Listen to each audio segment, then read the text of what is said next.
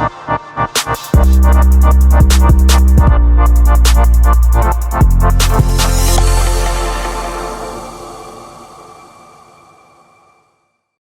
selamat sore teman-teman milenials.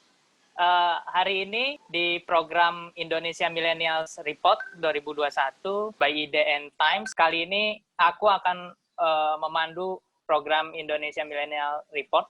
Saya Irfan Fatur Rahman, reporter IDN Times. Kali ini kita akan mewawancarai Bapak Sandiaga Uno selaku founder OKOC. Teman-teman perlu diketahui Indonesia Millennials Report ini nantinya akan menjadi data perekonomian IDN Times selama pandemi COVID-19. Nah, hasil dari wawancara ini merupakan hasil dari wawancara kami dari berbagai macam narasumber, dimulai dari ekonom senior, pengusaha, CEO, dan dekan universitas. Kita mulai wawancaranya bersama Bapak Sandiaga Salahuddin Uno. Pak Sandi, gimana kabarnya, Pak? Baik, alhamdulillahirabbil alamin. Terima kasih teman-teman IDN Times, dan apa kabar nih teman-teman millennials? Alhamdulillah, semoga kita semua dalam keadaan baik. Nah, Pak, ini kita ada beberapa pertanyaan. Yang pertama tentang tanggapan Bapak Sandiaga terhadap kebijakan ekonomi yang diterapkan pemerintah selama pandemik ini seperti apa, Pak? Ya, virus ini kan geraknya cepat sekali. Pemerintah tentunya harus, dan juga bukan hanya pemerintah ya, tapi seluruh lapisan masyarakat, dunia usaha, komunitas, dan seluruh elemen bangsa ini harus respons lebih cepat lagi. Geraknya mestinya lebih cepat dari virus, karena perkembangan yang terkini ini kan sekarang kita tembus lagi rekor. Per hari ini 4.800 lebih. Dan selain daripada permasalahan yang kita hadapi di sisi kesehatan, tentunya ada juga ekonomi yang mulai terlihat bukan hanya di Indonesia tapi secara global mengalami kontraksi yang luar biasa. Prediksinya ekonomi global ini akan terkontraksi antara 4-5%. Indonesia sendiri di kuartal sudah minus 5%, dan sekarang kita lihat beberapa negara memang sudah mulai pulih, seperti Korea Selatan, Tiongkok, tapi kita harus terus mengambil kebijakan untuk mendorong ekonomi kita agar terus bergerak di tengah pandemi. Nah, penyebaran pandemi COVID-19 ini sudah masuk ke dalam taraf yang boleh disampaikan oleh para epidemiologi sebagai taraf yang menuju puncak. Nah, berarti pemerintah juga harus menggenjot lebih cepat lagi komitmen stimulus yang sudah disampaikan pemerintah. Realisasi serapannya kan masih sekitar 40-50%. Ini perlu digenjot lagi. Jadi dari komitmen PEN total dari Pagu yang hampir 700 triliun itu, per 1 Oktober baru 300-an yang tereksekusi. Berarti harus lebih cepat dieksekusi, terutama di sisi kesehatan, restorasi ekonomi keluarga, ekonomi rumah tangga, dan juga pemulihan UMKM. Itu yang ingin saya terus dorong dan ingatkan, berikan masukan kepada semua pihak, terutama kepada pemerintah untuk cepat merealisasikannya. Oke, dari beberapa kebijakan ekonomi yang telah dikeluarkan oleh pemerintah, menurut Bapak bisa nggak menanggulangi krisis yang terjadi, Pak?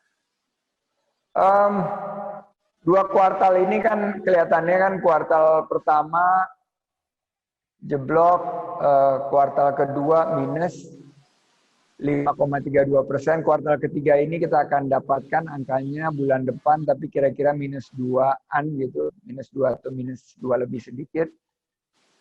Kalau kita lihat pertumbuhan negatif ini kan bisa dikategorikan sebagai secara teknis, yaitu kita ada dalam masa resesi.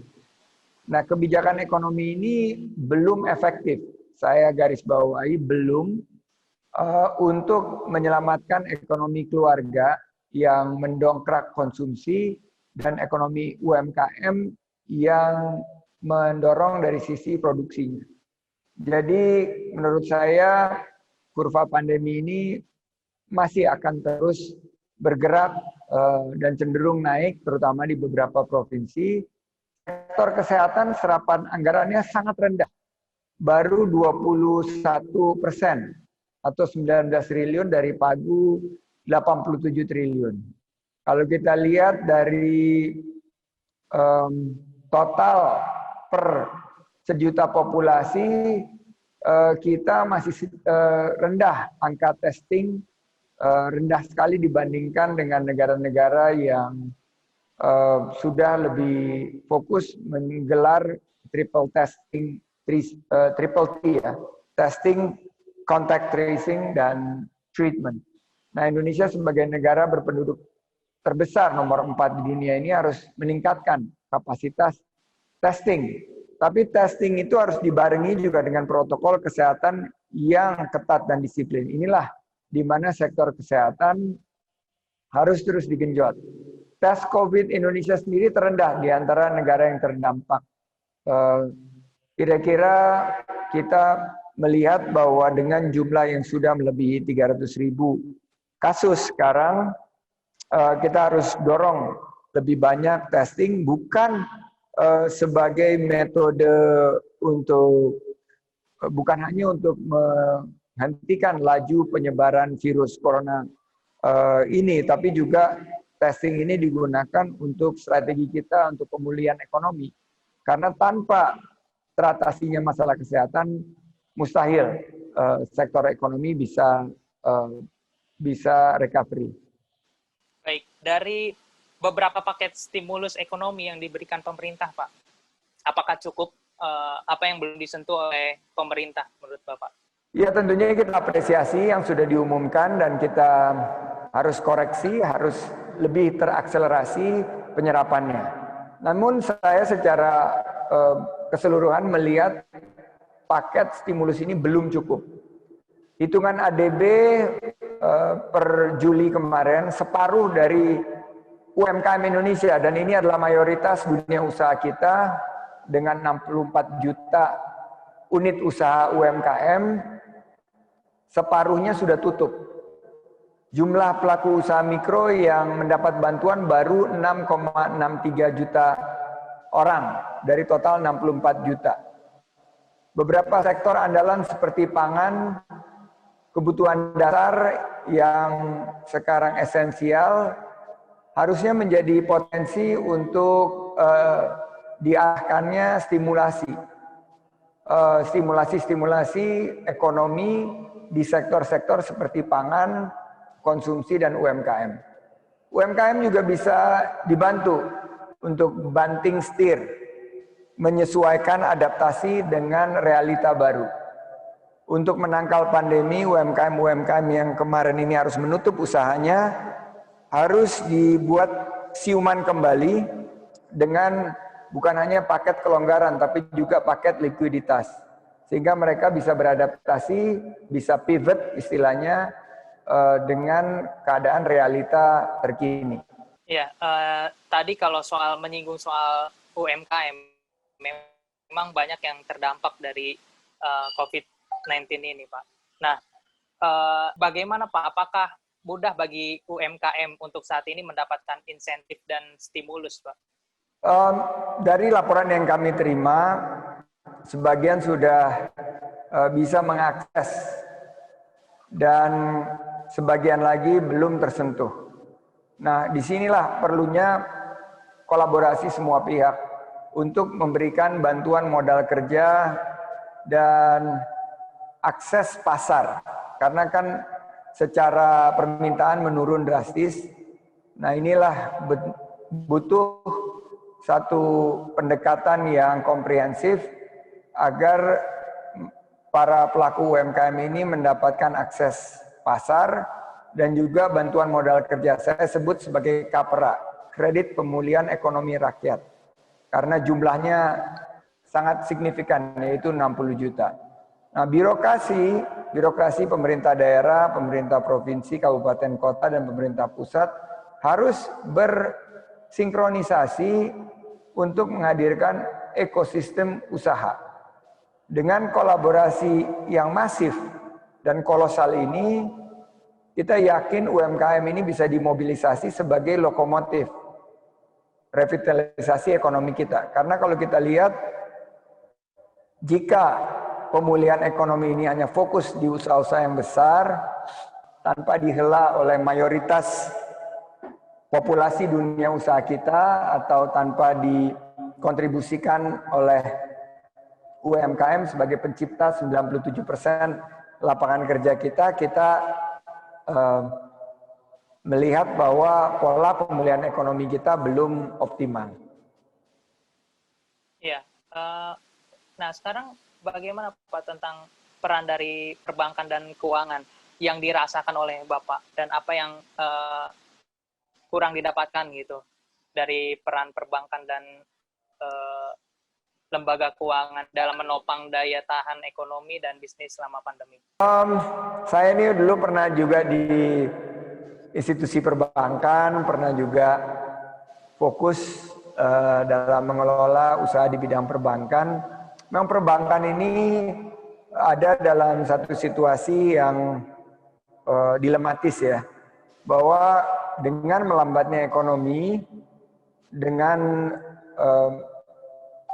jumlah non-performing loan yang meningkat, mereka harus lebih mengutamakan kehati-hatian. Namun justru pada saat pandemi sekarang, perbankan itu harus menjadi intermediary, harus menjadi institusi yang memediasi fasilitas-fasilitas likuiditas yang perlu disalurkan untuk para UMKM, terutama di pandemi ini. Dari 64 juta lebih pelaku UMKM, baru 12 jutaan atau sekitar mungkin di bawah 20% yang berpotensi untuk mendapatkan bantuan, dan bantuannya berupa subsidi bunga. Padahal UMKM ini istilahnya perlunya itu adalah likuiditas, tambahan modal. Mungkin fasilitas 50 juta rupiah per UMKM sudah sangat berarti bagi mereka menggerakkan roda usaha mereka. Dan rata-rata UMKM ini, terutama di sisi ultra mikro dan ultra mikro, jumlah lapangan kerjanya itu masif, di atas 100 juta. Jadi menurut saya, ya apalagi kita sekarang lagi banyak membicarakan undang-undang yang baru disahkan kemarin, Cipta Kerja, sebetulnya aktor pencipta lapangan kerja terbesar dalam ekonomi Indonesia ini adalah sektor mikro dan ultra mikro.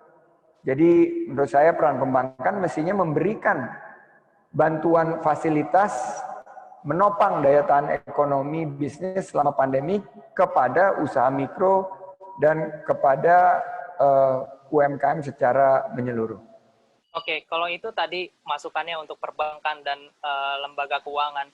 Kalau sekarang apa kira-kira masukan Bapak terhadap peran BUMN, Pak, dalam mendukung pemulihan ekonomi nasional? Kalau dilihat peran BUMN, memang kalau dilihat dari dividen, kinerja keuangan, pembayaran pajak, itu ada di level 5% dari total APBN kita. Tapi kalau kita melihat bahwa BUMN sebagai benteng perekonomian Indonesia, sebagai lokomotif penggerak penciptaan lapangan kerja, penyedia layanan publik, dan juga pencipta pergerakan ekonomi kita, khususnya dari segi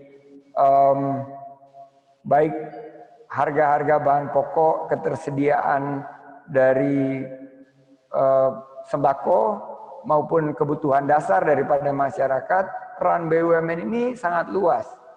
Nah, saya ingin kita berhati-hati. Kebetulan juga kemarin saya baru menyerahkan hasil studi saya kepada Bapak Menteri BUMN, bahwa BUMN ini sebagai lokomotif pembangunan ekonomi mestinya bisa berbagi dengan dunia usaha yang porsinya jauh lebih besar dalam menggerakkan ekonomi dan menciptakan lapangan kerja.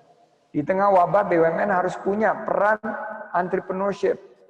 Jadi jangan hanya mengandalkan penyertaan modal negara, tapi mulailah dengan prinsip kolaborasi, prinsip-prinsip nilai-nilai kewirausahaan di tengah bergejolaknya dan di tengah pandemi yang menghambat sumber ketersediaan sumber daya bagi mereka, mereka harus mengandalkan kolaborasi.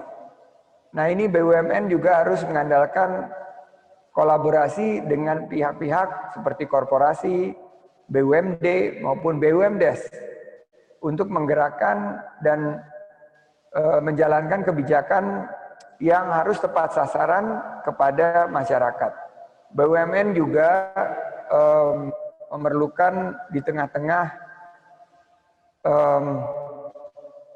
perubahan gejolak yang sangat besar ini untuk bisa jangan terlalu dipolitisasi, tapi kembali kepada core Undang-Undang Dasar Negara Republik Indonesia pasal 33 yang dimana BUMN ini bisa juga menghadirkan kebutuhan-kebutuhan dan hajat hidup orang banyak. Kuncinya BUMN harus memiliki nilai-nilai dasar kewirausahaan, inovasi, berani mengambil resiko, dan mampu juga untuk selalu bersikap proaktif. Itu masukan saya kepada sektor yang sangat penting ini, yaitu sektor BUMN dalam mengalami pemulihan ekonomi nasional. Misalnya kita lihat dari segi kesehatannya, dari segi penciptaan lapangan kerja, dari segi energi, ini semua ada di BUMN dan mestinya dorongan kepada BUMN ini pada saat pandemi bisa kita berikan satu pendekatan yang holistik. Ya, untuk ini selanjutnya Pak, seberapa efektif sih insentif fiskal yang diberikan gitu mampu mendukung daya tahan ekonomi dan bisnis Indonesia? Sekarang ini UMKM terpaksa mantap dan mindset, makan tabungan dan makan hasil jual aset. Mudah-mudahan ini tidak berlangsung lebih lama lagi.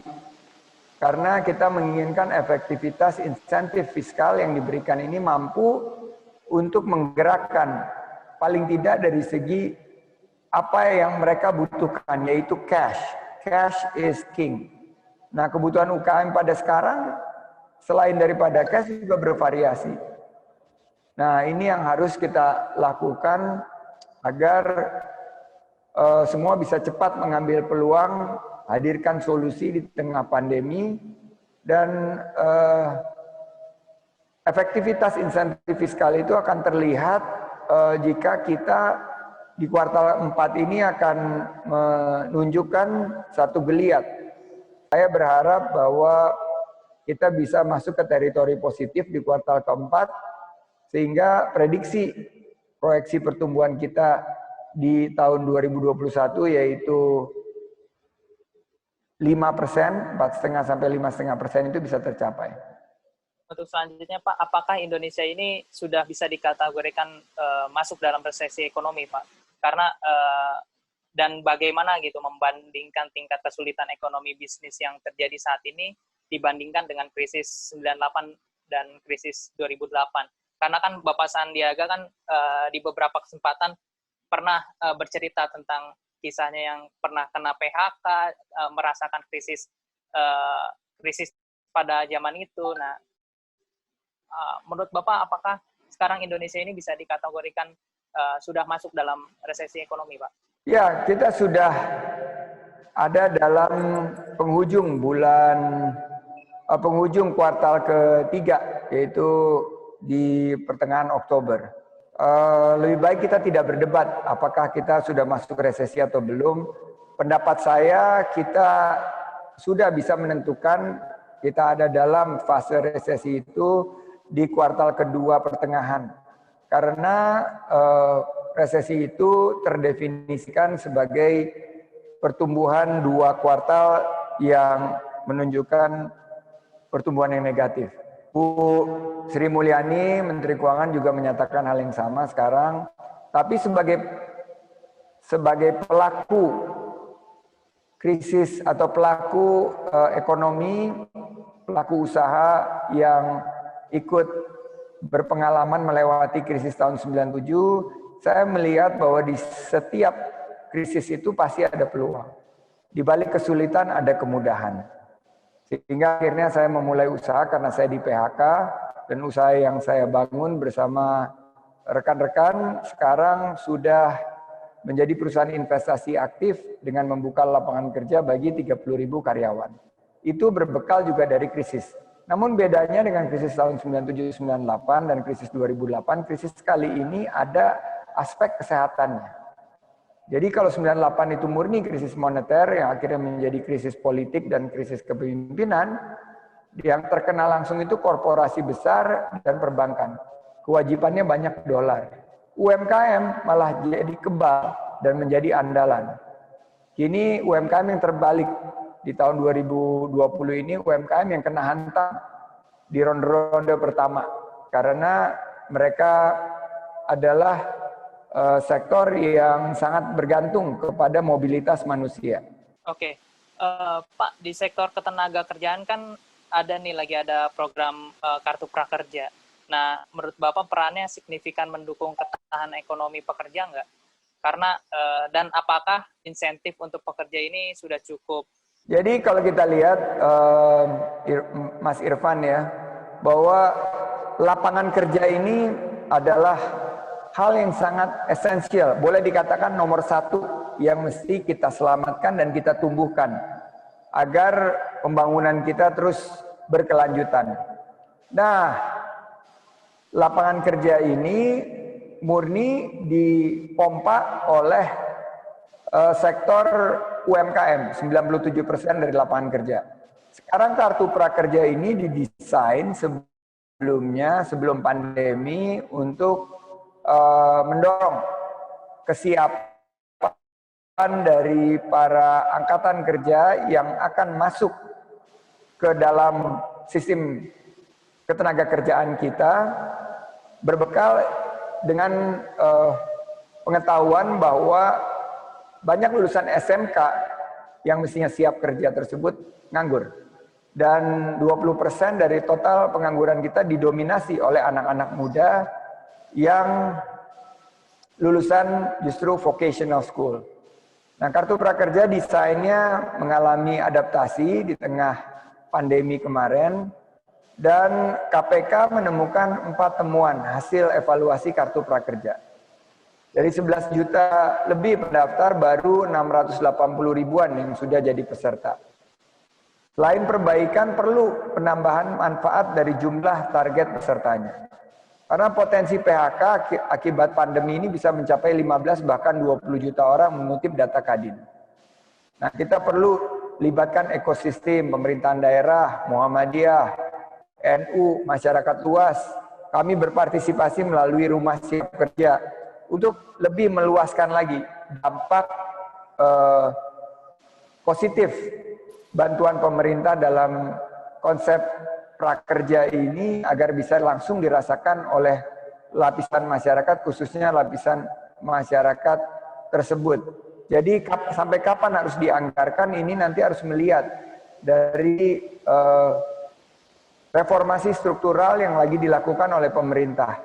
Jumlah pengangguran seperti apa, dampak PHK pandemi seperti apa, dan bagaimana geliat ekonomi pasca pandemi. Iya.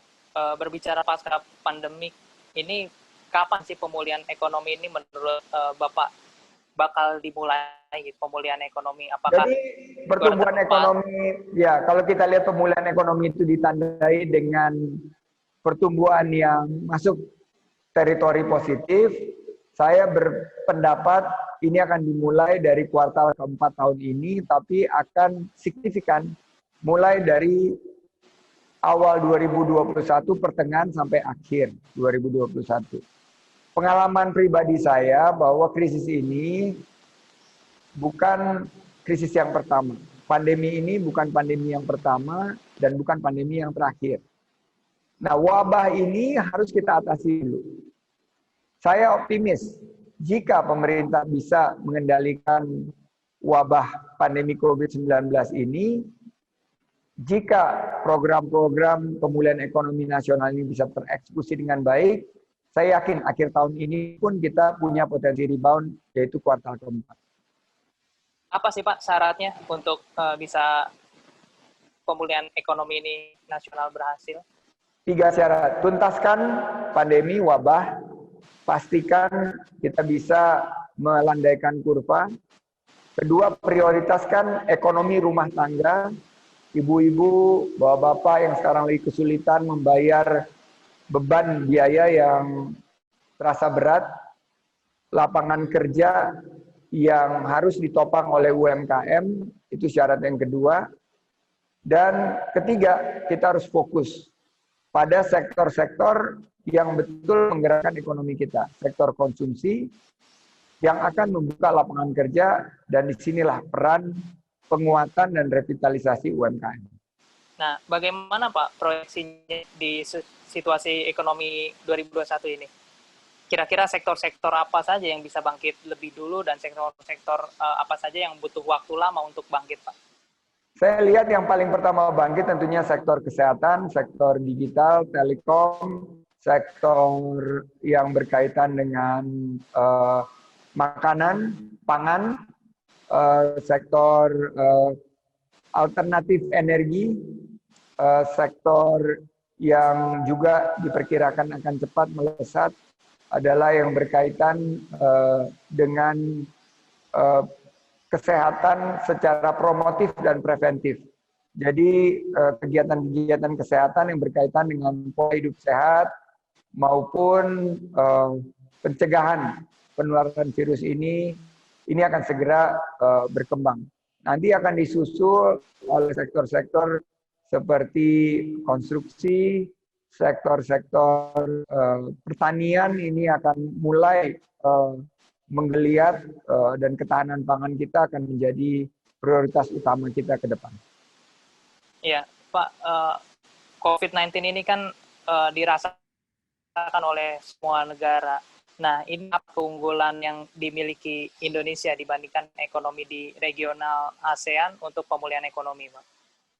Pasar, besarnya bonus demografi, ya tentunya sumber daya alam, consumption, kita consumption yang terbesar dari ekonomi rumah tangga, human capital, terutama ya milenial dan zilenial ini. Itu adalah keunggulan yang kita miliki dibandingkan dengan tetangga kita. Seberapa penting Pak pemulihan ekonomi di negara mitra untuk berpengaruh terhadap ekonomi Republik Indonesia? Spesifiknya itu di negara mana saja, Pak?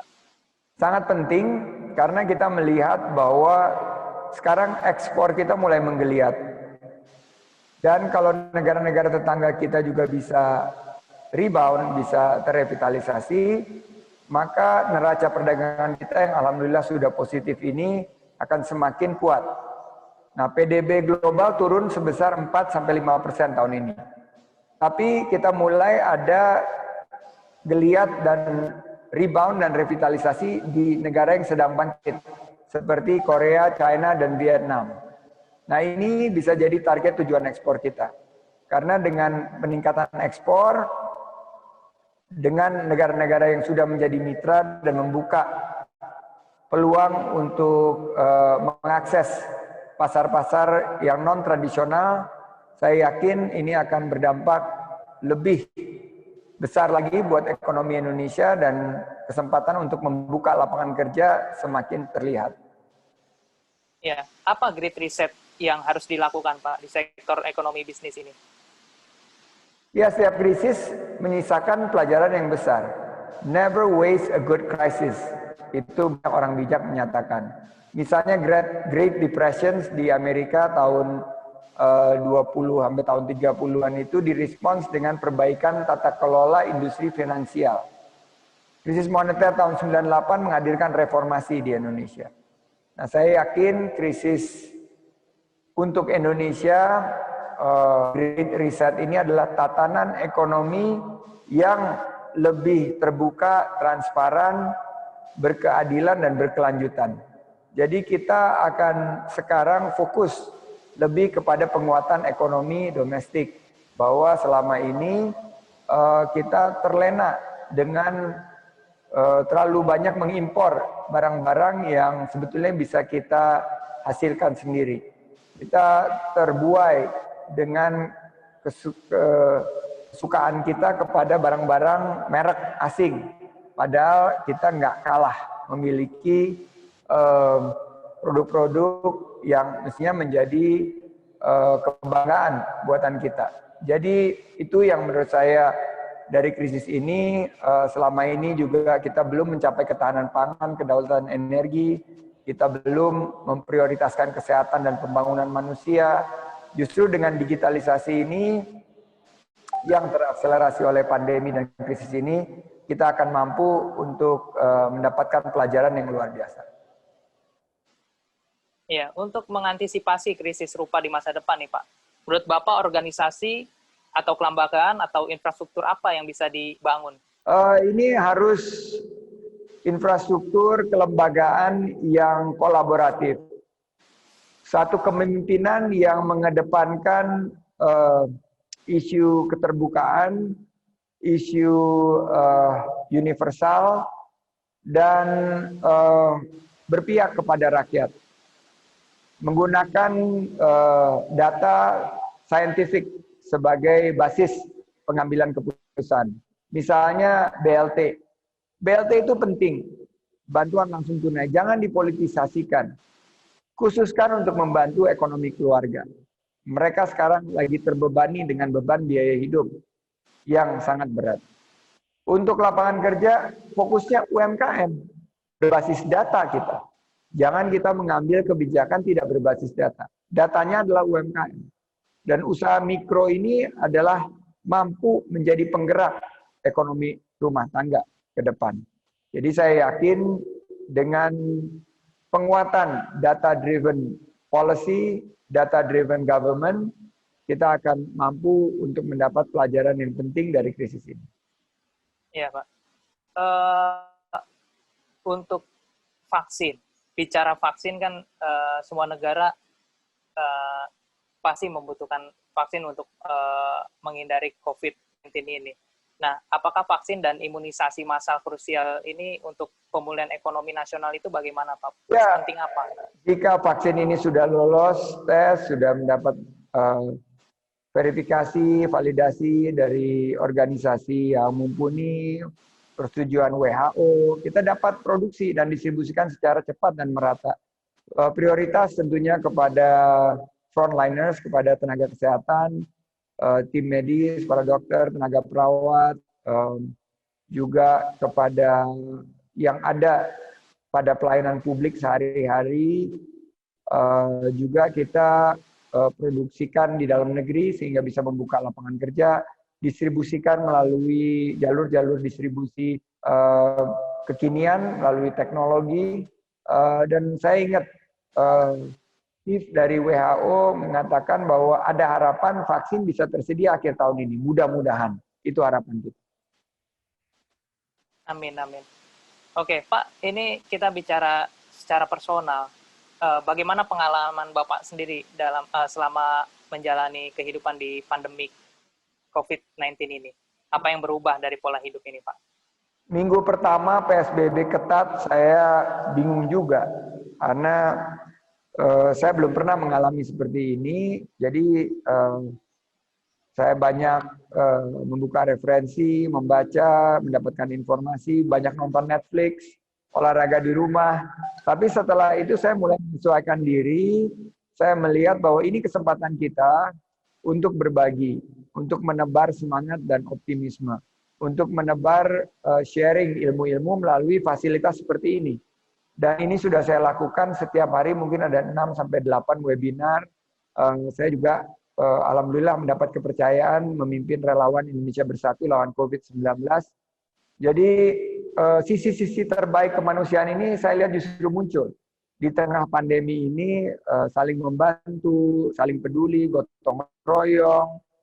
Dan itu yang membuat saya semakin optimis. Kita bisa melewati badai ini, dan saya yakin badai pasti berlalu. Di balik kesulitan ini akan banyak kemudahan untuk Indonesia berkembang lebih baik lagi dengan tatanan-tatanan baru pasca pandemi. Pak Sandiaga adalah tokoh yang dekat atau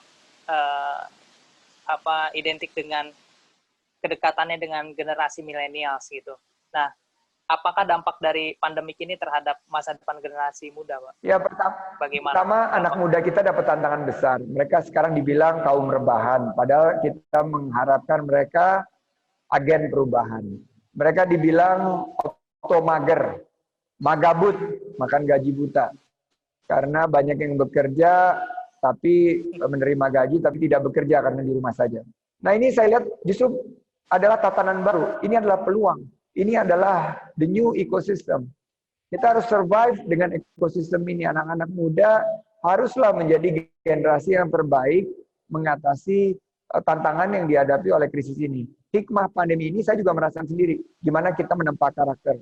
Gimana kita menyesuaikan dan menggunakan waktu sebaik-baiknya. Kemarin saya kembali sekolah dan akhirnya setelah tertunda begitu lama bisa menyelesaikan studi saya. Dan inilah kesempatan kita untuk menempa karakter. Akselerasi banyak hal-hal yang baik. Kepedulian kita, digitalisasi ini juga merupakan dampak yang luar biasa dari anak-anak muda. Kemandirian, jangan bilang loh mereka anak mami, nggak punya kemandirian, tapi mereka ternyata cukup mandiri, mereka memiliki empati, dan terpenting menurut saya entrepreneurship. Mereka memiliki semangat inovasi, bergerak terus secara proaktif, dan berani mengambil risiko. Itu harapan kita untuk generasi muda masa depan masa kita. Kalau harus mendeskripsikan dalam 5 kata, apa dampak pandemik terhadap Indonesia, Pak? Apa harapan untuk 2021? Oke, 5 kata ya. Inovasi, digitalisasi, entrepreneurship, amal, dan literasi. Disingkat ideal. Pandemi ini kita jadikan momentum ideal agar anak-anak muda, milenial, UMKM, ibu-ibu di tahun 2021 optimis. Naik kelas. Pertama, inovasi, akselerasi kreativitas. Lakukan perubahan pasar dan kehidupan sosial untuk merangsang kita lebih cepat berubah. Temukan cara baru, temukan cara berinovasi. Digitalisasi, jadikan kondisi ini untuk belajar lebih giat. Persiapkan diri menjelang revolusi industri 4.0. Ketiga, entrepreneurship. Olah masalah di sekitar kita yang ditimbulkan oleh krisis menjadi potensi peluang, solusi, dan mulai usaha mencari solusi dengan memulai usaha kita sendiri. Buka lapangan kerja untuk diri kita sendiri dan juga untuk lingkungan kita. Amal. Oke. Jadikan krisis ini sebagai ladang amal sosial. Kelima adalah literasi. L-nya literasi, manfaatkan beban permasalahan krisis ini untuk menumbuhkan otot problem solving kita. Sukses untuk IDN Times. Terima kasih atas kesempatannya. Wassalamualaikum warahmatullahi wabarakatuh. Oke, terima kasih Pak Sandiaga udah berkesempatan menerima wawancara kami. Terima kasih Pak. Sukses semuanya. Saya izin dulu. Assalamualaikum.